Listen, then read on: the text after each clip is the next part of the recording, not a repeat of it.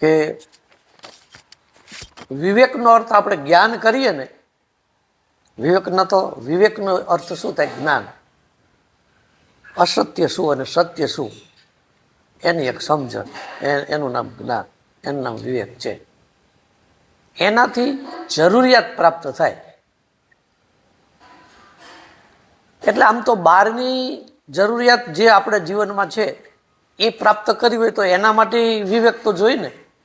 વિવેક વગર તો બહારની વસ્તુ મળતી નથી ને. ગમે તે ખરીદવા જાવ તો વિવેકથી વાત કરવી પડે, તો એમાંય વિવેકની જરૂર છે. પણ આ જીવાત્માને જે જરૂર છે, પોતાનો ઉદ્ધાર કરવાની જે જરૂર છે, કલ્યાણ કરવાની જે જરૂર છે, તો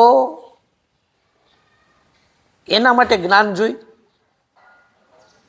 જ્ઞાનાન મુક્તિ, વેદોમાં કહ્યું કે જ્ઞાન વગર મુક્તિ નથી, એટલે મુક્તિની જરૂર છે. તો એ વિવેક, એ જ્ઞાન, આત્મજ્ઞાન, એનાથી એ થાય. અને મનની જે વિચિત્રતા છે, એટલે આપણે ધાર્યું ન હોય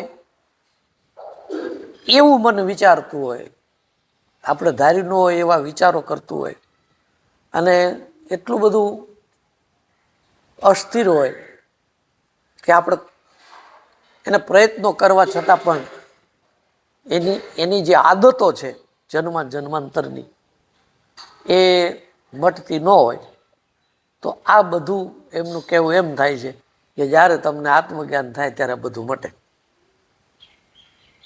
એનો જે સ્વભાવ છે મનનો એ ત્યારે મટે. એટલે વિવેકનો અર્થ ત્યાં જ્ઞાન થયો.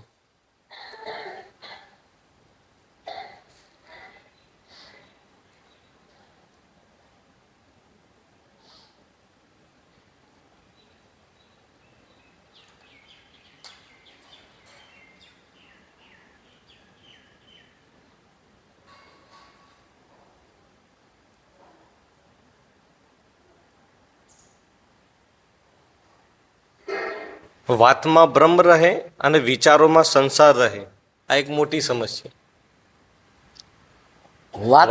વાતો તો બ્રહ્મની કરીએ વાતો, પણ વિચારોમાં તો સંસાર જ રમે છે. આને કઈ રીતે દૂર કરવું?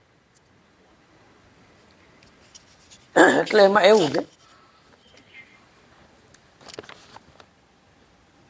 ખાલી વાંચન જ હોય, ચારે બાજુથી સાંભળી લીધું હોય, તો એ માણસ બ્રહ્મની વાતો કરતો હોય, બરાબર, પણ એને અંદરથી જિજ્ઞાસા ન હોય તો, જન્મ મરણ રહિત થવાની જિજ્ઞાસા, જ્ઞાન પ્રાપ્ત કરવાની જિજ્ઞાસા, ઈશ્વરનો સાક્ષાત કરવાની એવી જિજ્ઞાસા ન હોય, તો વિચારમાં સંસાર રહે ને. એ જન્માંતરના સંસ્કાર છે.